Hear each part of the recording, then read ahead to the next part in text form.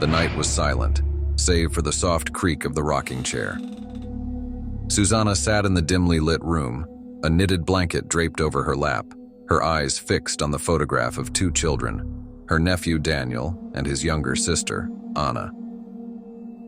"Mis amores," she whispered to the empty room, the words floating into the stillness. Daniel had always thought of Susana as a second mother. She was there for every scraped knee, every sore throat, every bedtime story.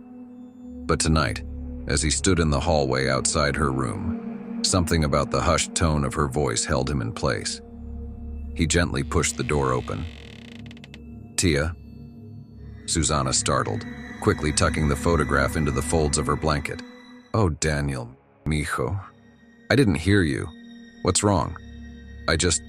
I wanted to say goodnight." Her smile was warm, but her eyes betrayed a heaviness he hadn't noticed before. The room itself seemed different too. Old letters lay scattered across the floor, each bearing his father's name. Peeking out from under the bed lay a suitcase, dusty and half-packed, as though it had been forgotten long ago. "Tia," Daniel said, his voice uneasy. "What's all this?" Susana sighed, her hands fidgeting with the edge of the blanket. "These are memories, mijo. They're all I have left of him." Daniel stepped closer, his gaze falling on the letters. "And the suitcase?"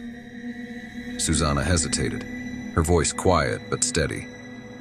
"When your father brought me here, it was only to stay for a short time. I promised to help with raising you and Ana until he got settled. But the accident happened." She trailed off, her eyes glistening. "My life, my family, all back home in Ecuador. But I could never break my promise to your father." Daniel froze. "You mean me and Ana?" Susana placed a hand over his. "Listen to me, Daniel. I didn't stay because I had to. I stayed because I chose to.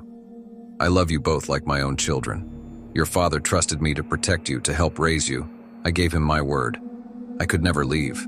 His chest tightened. "Tia, I didn't know. You weren't meant to," Susana said gently, her voice firm but kind. "Children aren't meant to see the strings that hold their world together.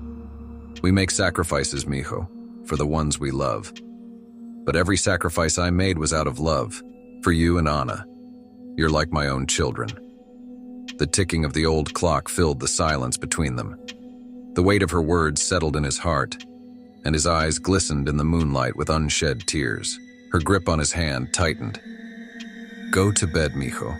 I love you," her tone softening. "And remember this. The greatest love is quiet, hides in the shadows, and it never dies." She kissed him goodnight. Daniel nodded, backing out of the room, his heart heavy with both guilt and gratitude.